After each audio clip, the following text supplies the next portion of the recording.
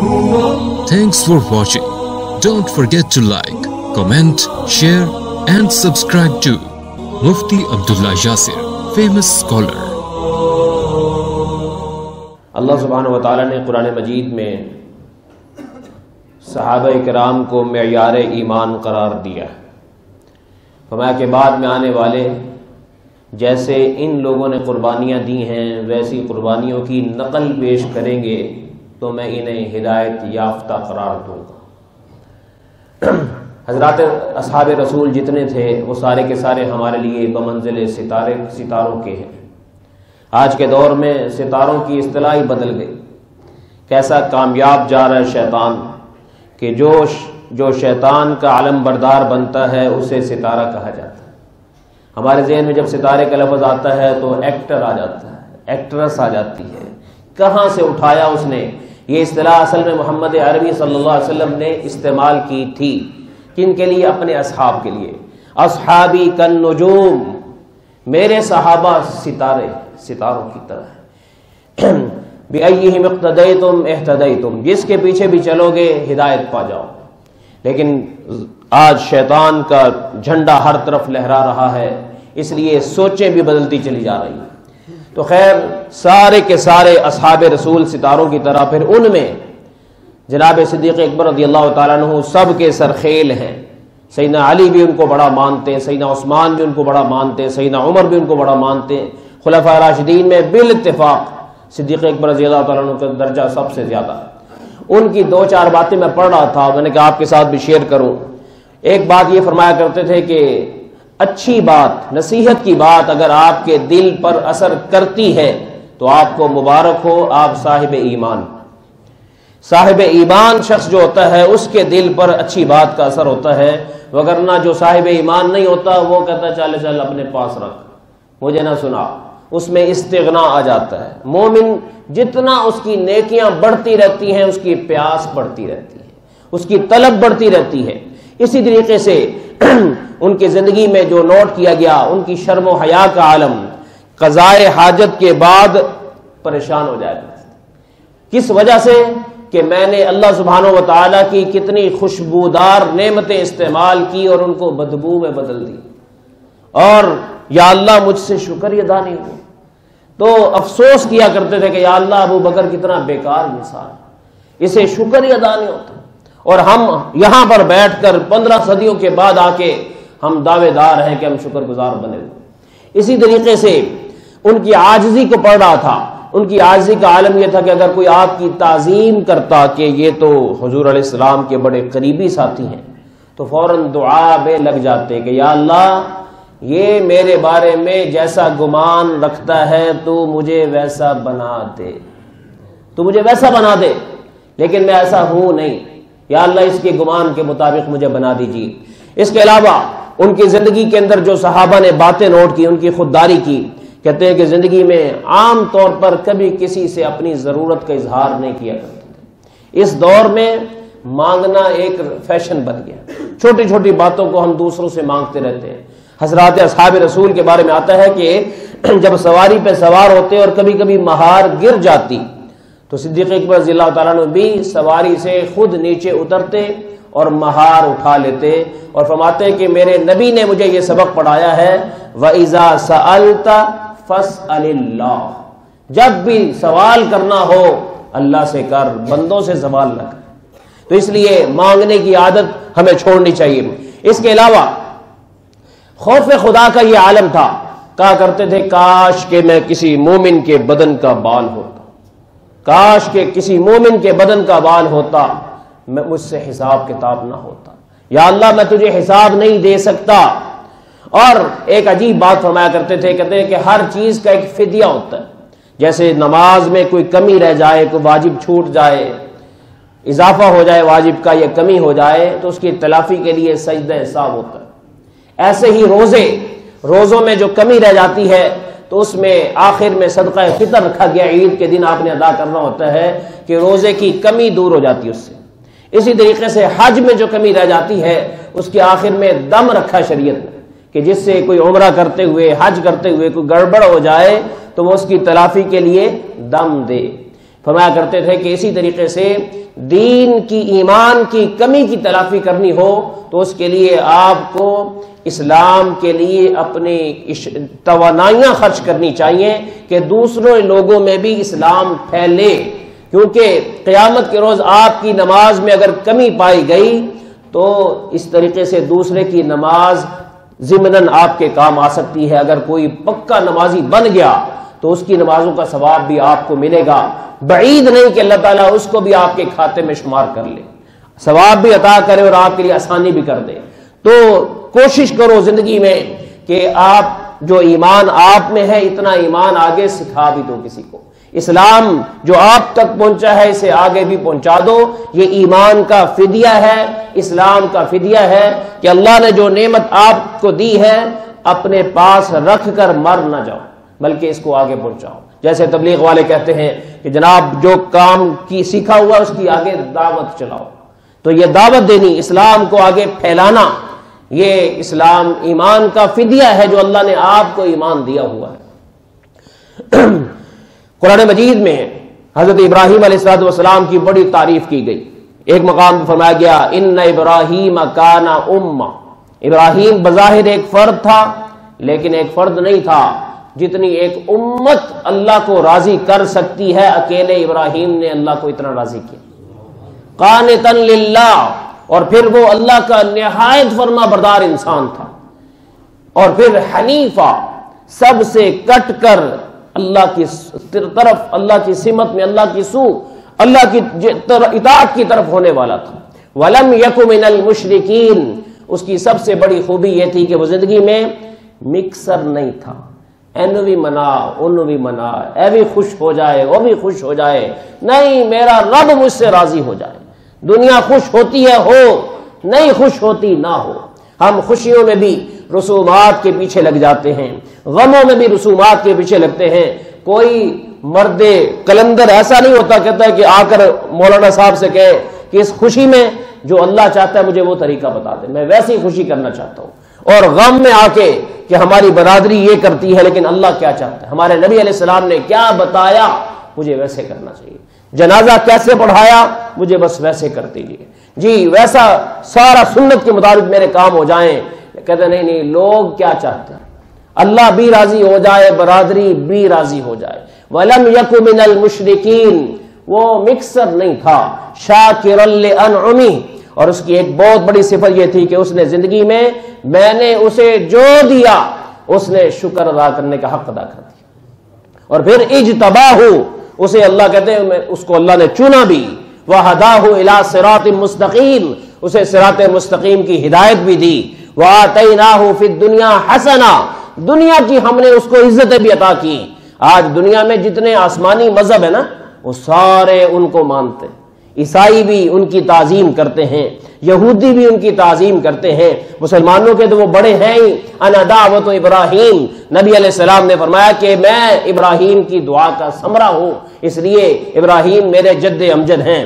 تو یہ ساری شانیں ابراہیم علیہ السلام سے پوچھا گیا کہ آپ نے کیا کیا ہے کہ اللہ اتنا آپ کی تعریف کر، کیا کیا آپ نے، کس بات پر اللہ آپ سے خوش ہے؟ فرمانے لگے کہ 3 قربانیاں دی ہیں، زیادہ تو میں نے دی نہیں، 3 قربانیاں، اسی کا تذکرہ میں آپ سے کرنا چاہ رہا تھا آج کی جو ہے نشست میں۔ فرمایا کہ میں نے ہمیشہ اپنی نفسانیت کے تقاضوں کو اور جان کے تقاضوں کو پیچھے رکھ کر رب کے حکم کو آگے رکھا۔ دوسری چیز، اپنے مال کے مسئلے میں نے مال کی محبت کو پیچھے رکھا، رب کی محبت کو آگے رکھا۔ تیسری چیز، اولاد کی محبت کو پیچھے رکھا، رب کی محبت کو آگے رکھا۔ جو بھی چاہتا ہے کہ رب اس سے راضی ہو جائے اس کو اپنی نفسانیت کو چھوڑنا پڑے گا، اپنے مال کی محبت، اندھی محبت کو، محبت تو رہتی ہے، محبت ختم نہیں ہو سکتی، اندھی محبت جو دین کے سامنے ٹکرانے پر آ جائے بندہ اس کو نکال دے، اور اولاد کی اندھی محبت۔ آج یہ تینوں محبتیں ہمارے لیے اس دور میں آزمائش بنی ہیں۔ آج جتنی بے دینی ہے اس کی وجہ یہ 3 چیزیں ہیں۔ جان، کہ آنکھ کہتی ہے کہ مجھے تو ٹھنڈک اسی وقت ملے گی جب حسن سامنے آئے گا، چاہے جائز ہو چاہے ناجائز ہو۔ اور اسی طریقے سے مال کہتا ہے کہ میں تو اسی وقت تیرے پاس آؤں گا جب تو 2 نمبری کرے گا، جب تو رشوت اور ملاوٹ اور غبن اور دھوکہ اور جھوٹی قسم اور جب ہلکے مال کو بھی مہنگا کر کے بیچ دے گا، پھر میں تیرے پاس آؤں گا۔ تو ہم اس کے لیے کہتے چل ٹھیک ہے، آنا چاہیے جدھر سے آتا ہے۔ اور اولاد کے مسئلے میں بہت سارا طبقہ کمائی اس لیے حلال حرام کی پرواہ نہیں کرتا، اور یا دکان پہ لگا ہو تو چوری کرتا ہے، یہ کس لیے؟ بچوں کی تعلیم کا مسئلہ ہے، ان کے ٹیوشنز کا مسئلہ ہے، ان کے لیے جناب ان کے فیوچر کا مسئلہ ہے۔ اولاد کی خاطر اللہ کو ناراض کر رہے ہیں، مال کی خاطر اللہ کو ناراض کر رہے ہیں، اور نفسانیت کی خاطر اللہ کو ناراض کر رہے ہیں۔ ہمیں اس چیز کا جائزہ لینا ہے۔ ابراہیم علیہ السلام نے پھر دعا کی تھی، ربنا وابعث فیہم رسولا، اے پروردگار ایک رسول بھیج۔ اس سے پہلے دعا کی تھی امتا مسلمتا لک، ایک ایسی امت بھیج جو میری نقل کرے، مسلمتا لک، جیسے میں تیرا مسلم بنا، فرما بردار بنا، وہ بھی تیری فرما بردار ہو۔ اور ان میں ایک عظیم الشان رسول بھیج۔ تو رسول اکرم صلی اللہ علیہ وسلم نے بھی زندگی میں حضرت خدیجہ سے جب شادی ہوئی نا، تو اللہ تعالیٰ نے ان کو سارا مال، حضرت خدیجہ نے پیشکش کر دی، پورے مکے کی سب سے مالدار ترین خاتون تھی، اور سارا مال حضور کو دے دیا۔ اور آپ علیہ السلام نے وہ سارا مال اسلام کی اشاعت کے لیے لگا دیا، سارا مال لگا دیا، اور اپنے آپ کو زیرو کر دیا۔ کیا تھا؟ رب راضی ہو جائے۔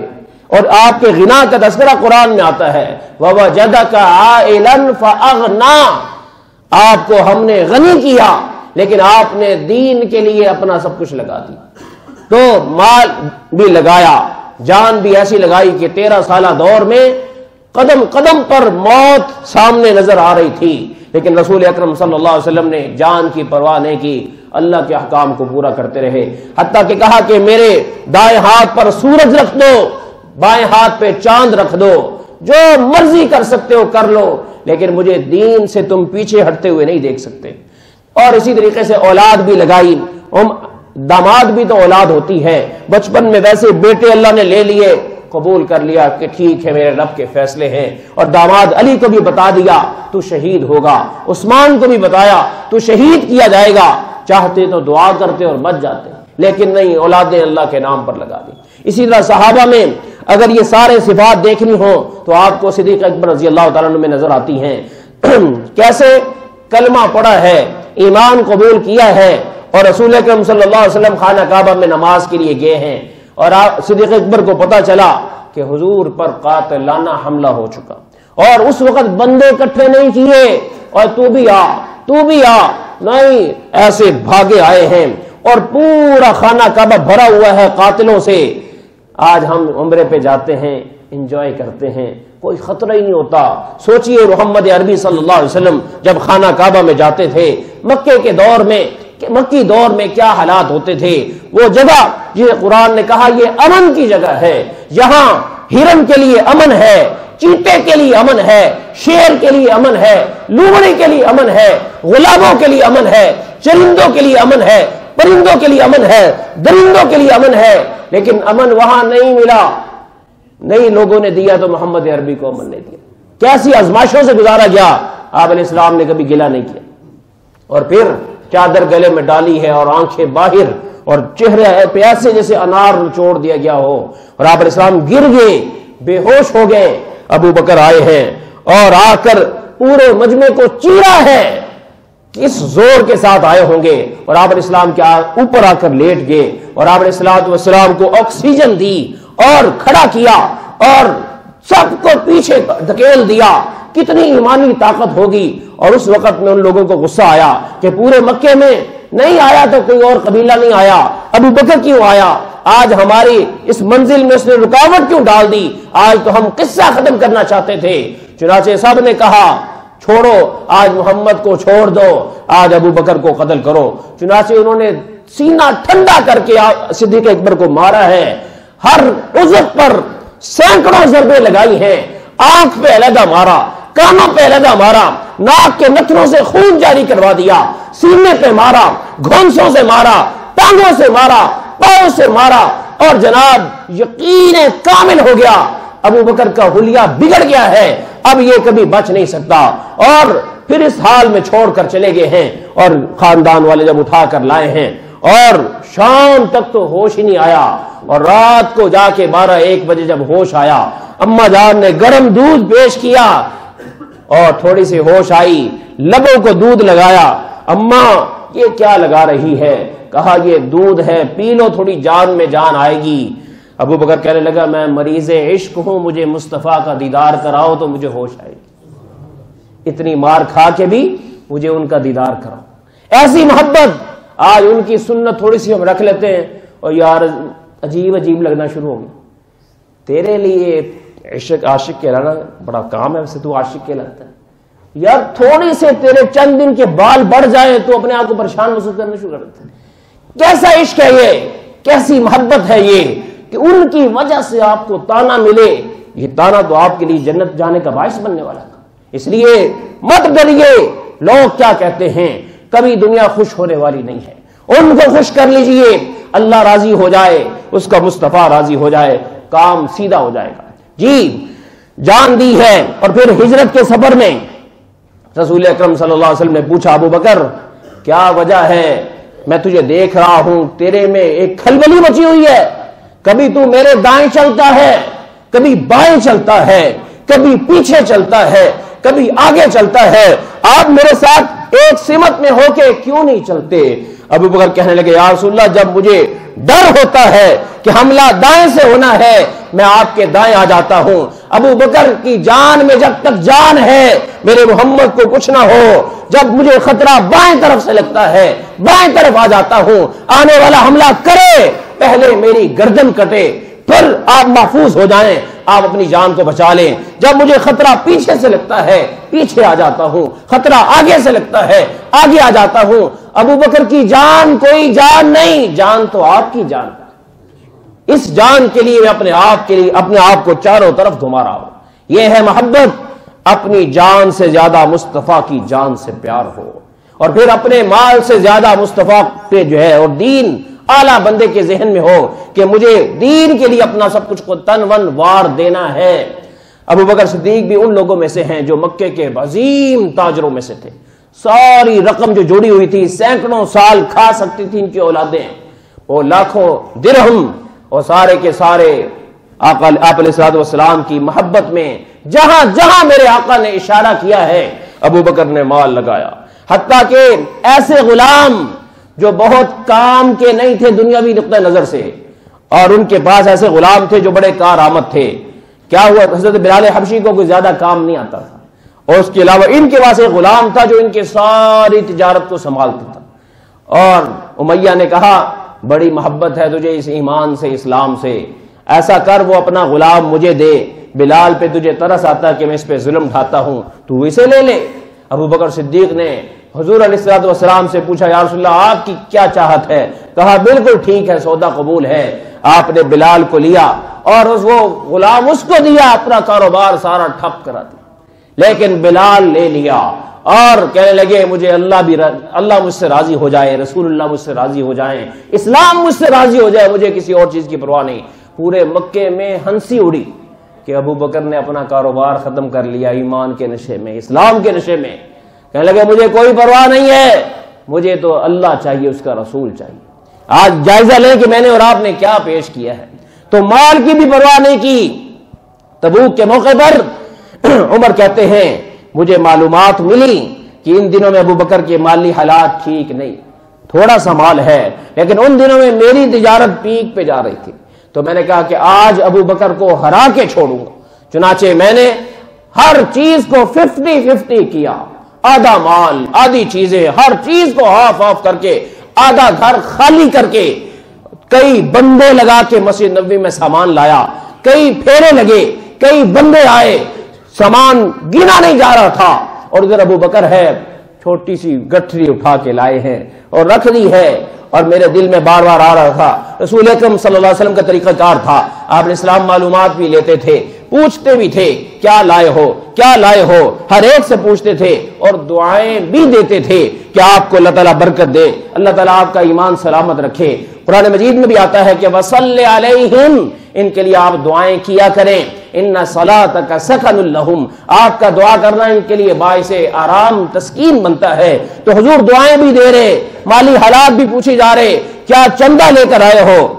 عمر کہتے کہ میں بے قرار ہو رہا تھا، مجھ سے بیٹھا نہیں جا رہا تھا کہ ادھر بھی پوچھو تاکہ پتہ لگے کہ آج میں جیت گیا، ادھر بھی پوچھو نا ذرا۔ ابو بکر بھی بیٹھے ہوئے، میں بھی بیٹھا ہوا، کہتے حضور علیہ السلام کو اللہ نے بڑی فراست دی، آپ علیہ السلام جب میری طرف دیکھا سمجھ گئے کہ آج میرے ابو بکر کو ہرانے کے لیے آیا ہوا ہے، پہچان لیا، فرمایا کہ اچھا اب سوال کا انداز بدل لیا، عمر ذرا یہ تو بتاؤ کہ گھر میں کتنا چھوڑ کر آئے؟ کہا یا رسول اللہ ہر چیز 50-50 کر دی ہے، آدھا لے آیا آدھا چھوڑ آیا۔ بات یہ آسان نہیں ہے، آپ ذرا سوچیں نا، کبھی آدھا نکالا جان اسی دن سب کو اٹیک پڑ جائے گا، کبھی اللہ کے نام پر سوچے تو صحیح، سوچیں گے ہی تو ایک وال بند ہو جائے گا۔ یہ تو ہمارا ایمان ہی اتنا کمزور ہے، ہم تو 16 حصہ دے کر 30 مار خان بنتے رہتے ہیں جی۔ تو آدھا مال دے دیا ہے اللہ کی راہ میں، اور اب کہنے لگے ذرا ادھر بھی پوچھو، ابو بکر سے بھی پوچھیں ابو بکر کتنا چھوڑ کر آئے ہو؟ کہا گھر میں صفائی کر کے آیا ہوں، اللہ رسول کی محبت چھوڑ کر آیا ہوں۔ پھر عمر کہتے سار نیچے ہو گیا کہ آج پھر ہار گیا، آج پھر ہار گیا۔ لیکن سوچیے ابو بکر کے حالات کیا آئے ہوں گے۔ نہیں نہیں، رب راضی ہو جائے، اس کا رسول راضی ہو جائے، مصطفیٰ راضی ہو جائے، اسلام راضی ہو جائے، اللہ خوش ہو جائے، بس میرا کیا ہے۔ اور پھر اولاد کا جہاں تک مسئلہ آتا ہے، اولاد ہجرت کی رات اعلان ہوا تھا کہ جس نے محمد کا تھوڑا سا بھی ساتھ دیا صلی اللہ علیہ وسلم اس کو بھی قتل کر دیا جائے، اس کو بھی قتل کر دیا۔ چنانچہ ایک پورے صحابہ میں حضور نے صدیق اکبر کا انتخاب کیا کہ ابو بکر میں تیری طرف آؤں گا اور ہجرت میں تجھے ساتھ لے کے جاؤں گا، اپنے بچوں کو مت بتانا۔ ابو بکر نے کہا یا رسول اللہ میرے بچے بھی میری طرح آپ پر قربان ہونا چاہتے، اس لیے میں ان کو بتا چکا ہوں، اور فکر نہ کریں یہ سارا خاندان آپ کے لیے ایک چوکی دارہ کرے گا۔ چنانچہ کیا ہوا، رسول اکرم صلی اللہ علیہ وسلم جب صدیق اکبر کے گھر آئے، رات کا وقت تھا اور دستک دی تو دروازے پر ہی ایسے لگے دروازے پہ کھڑے، دروازہ کھولا، ابو بکر آپ ادھر ہی باہر آ رہے تھے، یا رسول اللہ مجھے جس دن سے پتا چلا کہ آپ نے مجھے ہجرت کے لیے اپنے ساتھ لے کے جانا ہے، اس دن سے میں رات کو ادھر ہی بیٹھا رہتا ہوں دروازے پہ کہ کب اللہ کے رسول کا اشارہ آئے اور میں چل پڑوں۔ کہا ذرا خلوت چاہیے، کہا خلوت کا مسئلہ ہی نہیں ہے، سب پورے اعتماد کام ہے۔ اور آپ علیہ السلام نے پھر خفیہ جو ہے مشاورت تھی وہ کی، وہاں سے نکلے۔ اب صدیق اکبر نے اپنے گھرانے کی ڈیوٹیاں کیا لگائی، اپنے عبداللہ سے کہا پورے مکے میں جانا ہے، جو جو میٹنگیں پلاننگ ہوتی رہے غار ثور میں رات کو روزانہ آ کے تم نے بتانا ہے۔ اور اپنی غلام عامر بن فہیرہ سے کہا بکریاں بھی چراؤ، اور دیہاتی علاقوں میں جو مشاورتیں ہو رہی ہیں وہ بھی مجھے بتاؤ آ کے، رات کو تم نے بھی آنا ہے۔ اور اپنی بیٹی اسما سے کہا کہ اچھے اچھے کھانے بناؤ، محمد کریم کی دعوت کرو۔ غار ثور میں جس کی دعوت اڑائی ہے، کھائی ہے میرے نبی علیہ الصلوۃ والسلام نے، ایک ورنہ اللہ چاہتا آسمان سے کھانے آتے ہیں، اللہ کا حبیب ہے، لیکن نہیں، ابو بکر کے کھانے کھلائے ہوئے اللہ نے میرے نبی کو۔ اللہ کو کتنا پسند ہوگا یہ کھانا جو مصطفیٰ کے وہ کھلائے جا رہے ہیں جی، دعوت کھائی جا رہی ہے۔ اور اسما کہتی میں کھانا دے کر واپس آئی، ابو جہل کو پتہ چل گیا اور کہنے لگا اسما کہاں سے آ رہی ہے، ادھر چھوٹی تھی ابھی، کہاں سے آ رہی ہے؟ کہا بس جہاں سے بھی آ رہی ہوں۔ کہا مجھے پتہ چل گیا کہ تو محمد کے پاس سے آ رہی صلی اللہ علیہ وسلم، بتا مجھے وہ کہاں پر ہیں۔